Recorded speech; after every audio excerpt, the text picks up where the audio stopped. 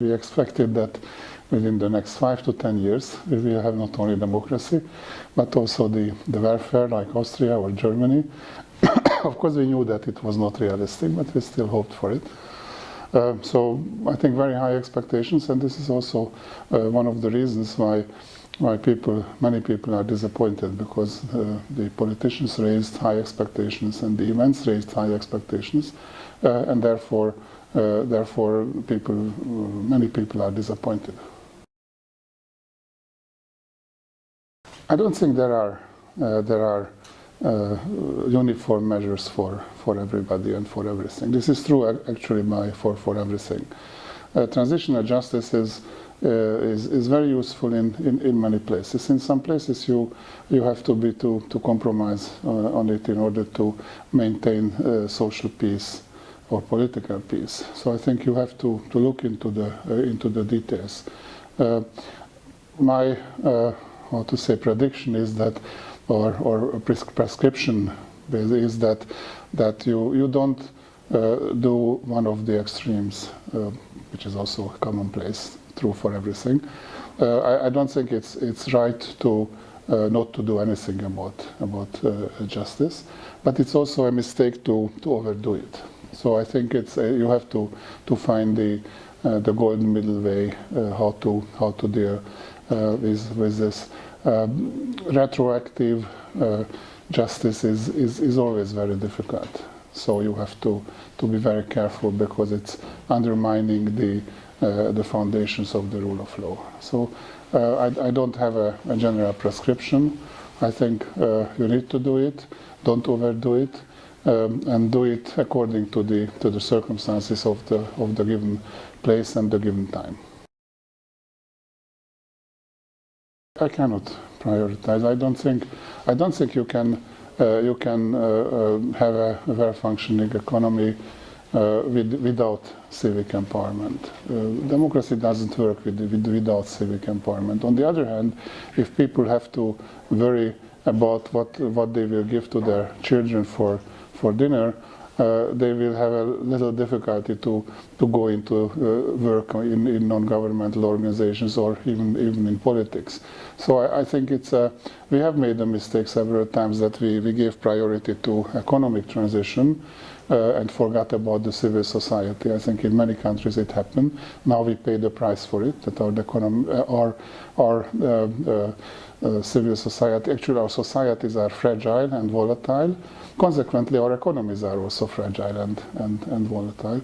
So I think it's not an either-or question. It has to be both. Of course, if you look year by year, there should be years where you give priority to economy. But then you have to catch up with the civic empowerment. So I think it has to go hand in hand. It's a very difficult question. As long as the generations are alive and active, it's very difficult to have a realistic picture. I always quote the late Chinese Prime Minister Zhou Enlai, who was asked at the 200th anniversary of the French Revolution what he thought about the French Revolution. And his answer was, we still lack the historic perspective.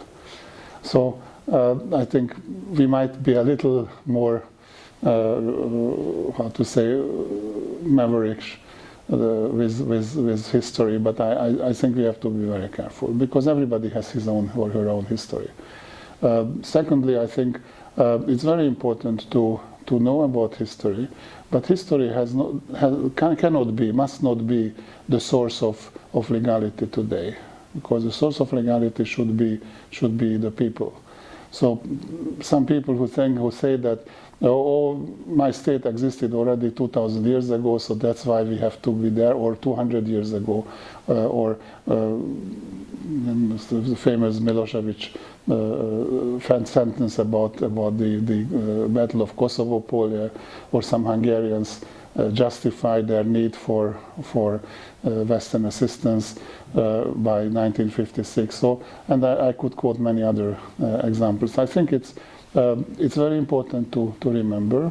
It's very important to draw the right conclusions, but it's extremely difficult to draw the right conclusions, and I think we will have to live with different histories. Again, you cannot remember it because you didn't live in the Soviet times, but there was a saying in the Soviet Union that there is nothing more uncertain than our recent past.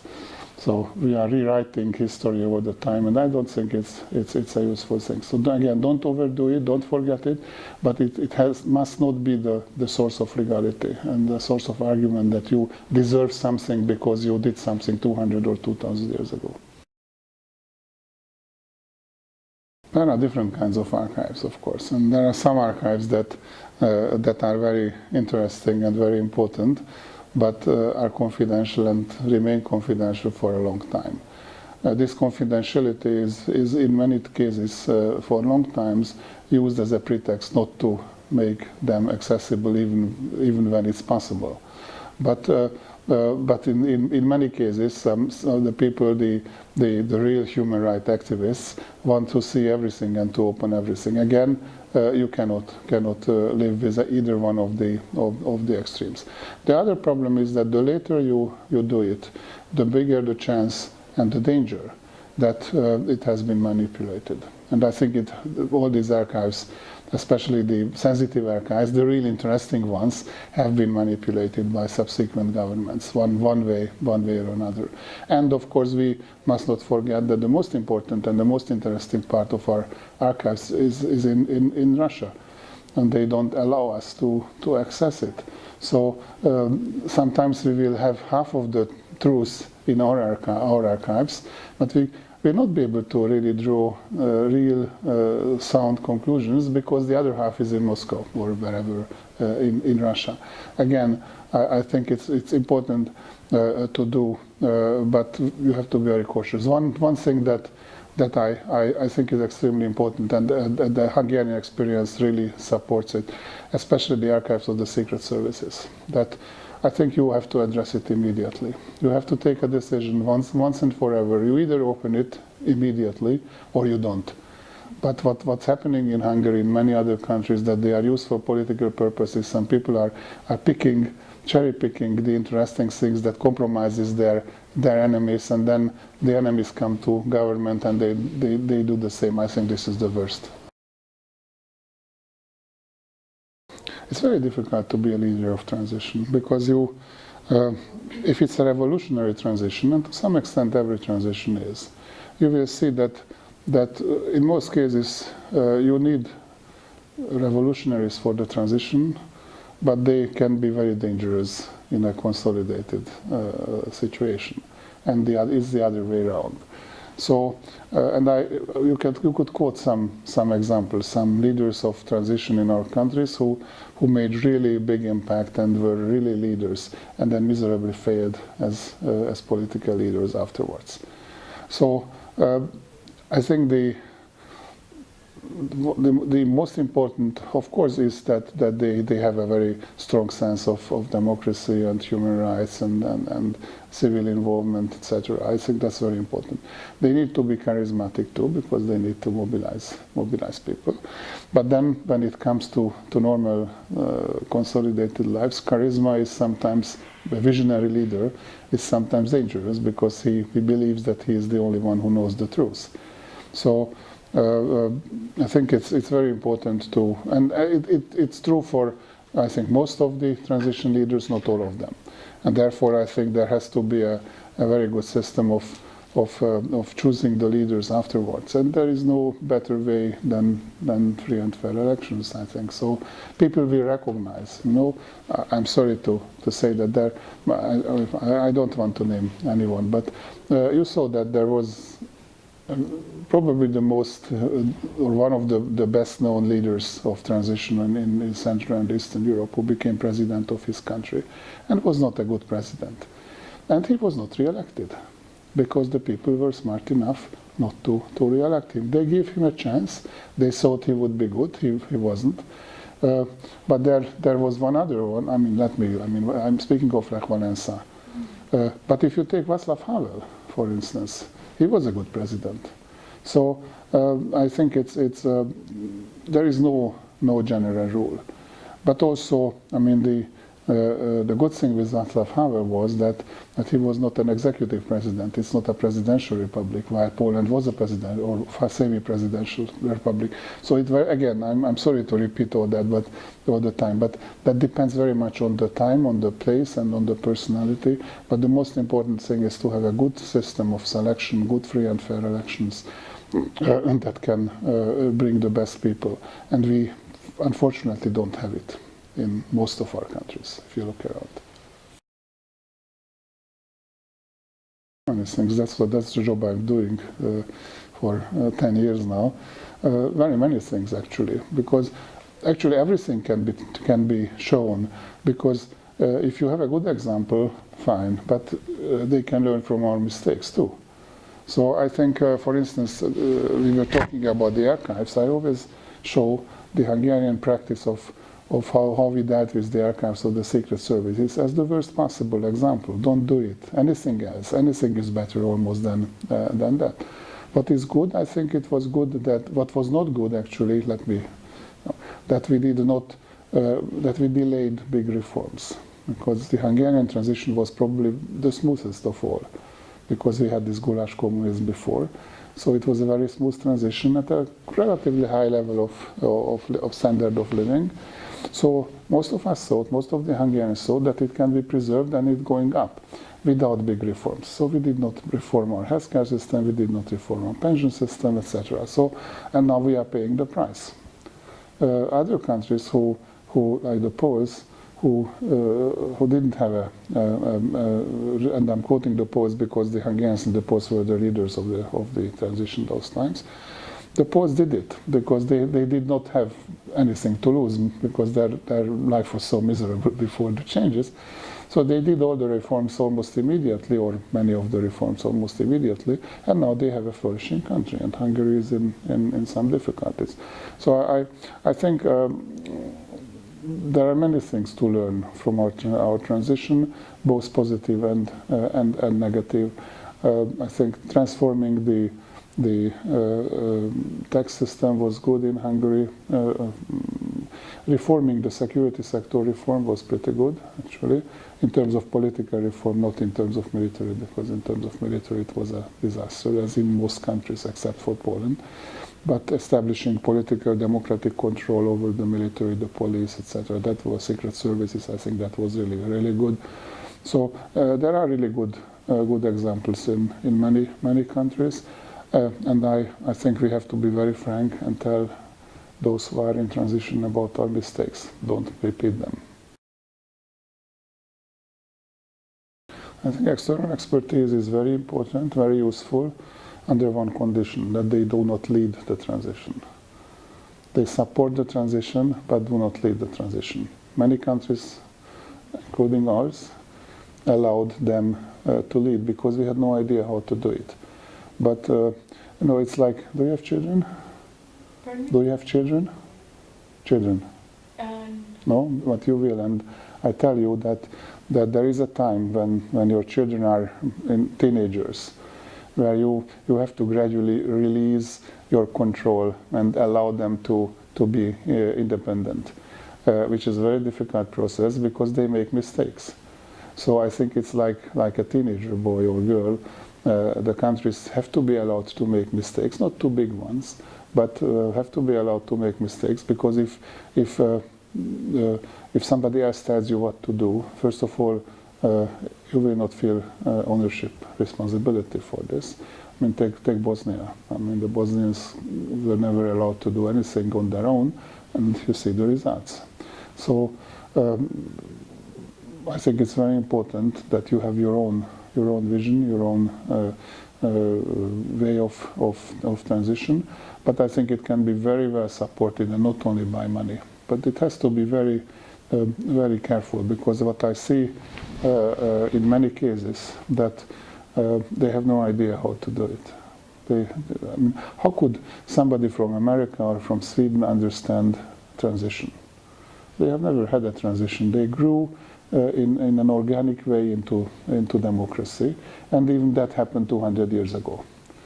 So they come and they want to sell us the best practices, which is excellent, but the best practices don't work in our countries. We have to go for the best possible practices.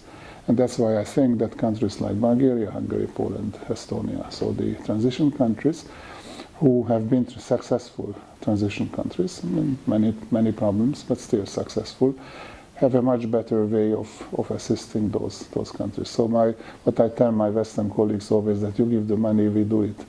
And I think that would be the best combination. And it's not only a joke, because because they are making a lot of mistakes. They are also very expensive. If you look at the international aid from those countries, democracy aid, half or more of the money is going back to their consultants.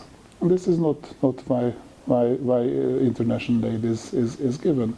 We are much cheaper, and we are still, I think, better in most cases. And last but not least, at some point people will, and I think you see it in our countries, that some people will say enough is enough. We don't want the Americans to tell us. Even when the Americans are right, even when they do it out of the best, with the best intentions, some people misunderstand it, and there is a growing anti-Americanism, anti-democracy or whatever in our countries, because it's coming from outside. And everything that's coming from outside. Hungarian history is a good thing. Every progress comes from outside to Hungary. And Hungarian nationalism opposed it all the time, because they never tried, the Habsburgs or the Germans never tried to involve the Hungarians. They wanted to impose. And that doesn't work, even if imposition is not by force, but the sheer force of money or power, not directly implied. Even, I mean, everybody talks about the Americans, but you know, Sweden, which is a very friendly country and very peace-loving country, even they come and say, okay, do this and this. Basically, they say, be like us, but we don't want to be like them. We don't want to have the same income, but not be like them. And finally, what I think is also bad is that you have this practice that the same things are, they try to implement the same projects, the same ideas in every country, basically the same one, especially international organizations.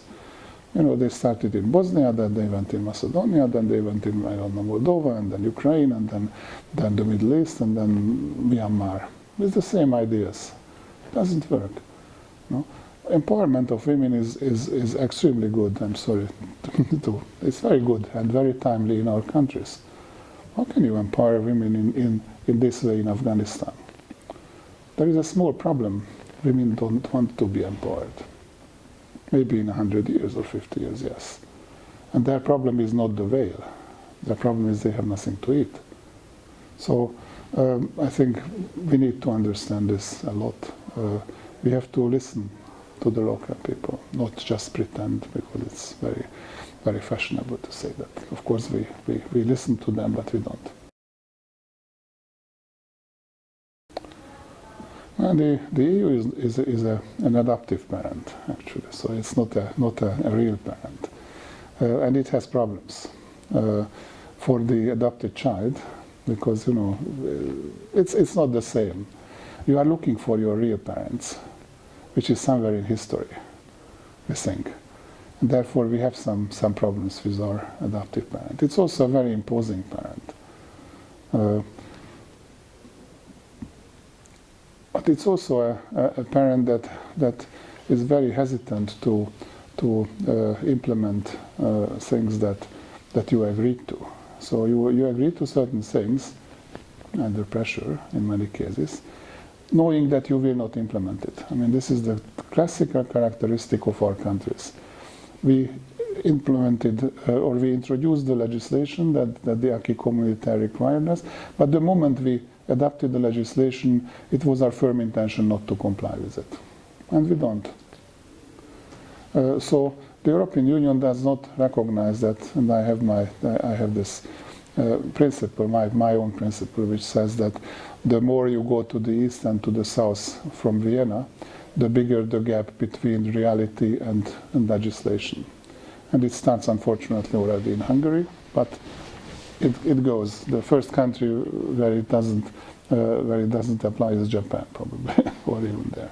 So I think it's a big issue, because the interference from the European Union is felt too big. So if they would go more into implementation, the opposition would be even bigger. So what is the solution? I think the solution could be that the European Union should concentrate on the really important things, not on the size of the cucumber and these kinds of things, or outlaw. We have a big problem in Hungary because the usual fat content of milk in Hungary is 2.8. That's our tradition.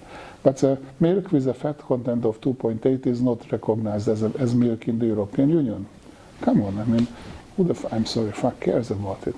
It should be 2.5 or 1.8 or 3.5. 2.8 is not milk. So, I mean, why on earth do you have to control this? And then they don't pay attention to really important things. So because they think in these details. So I think it would be more important now to really concentrate, to prioritize, to concentrate on important things issues of principle, and not deal with these very small issues. First of all, I think we have to recognize one thing, that globalization, you might like or dislike it, doesn't matter, it is here. So you cannot fight it, you don't fight it, because if you fight it, you lose.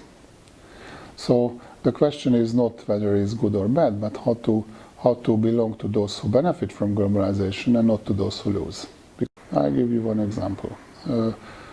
What do you do with the role of media in the era of internet? People get information from the internet. The positive side of it is that you can find everything on the internet. The negative side is that you can find the opposite of everything on the internet, and you have no way of deciding what is the reality, what is true and what is not. So I think unless we address this issue, I think we will be in trouble. That also concerns multiculturalism, and I think I'm very much for a multicultural world. I'm a multicultural person myself. I'm a true Hungarian. My family is composed of Serbs, Hungarians, Jews, Germans, and Slovaks. So, but I'm a Hungarian, so I'm multicultural. We are multicultural. Like it or not, everybody is multicultural. So I think multiculturalism is very good, but it has to be introduced gradually and understanding the issues that come with it.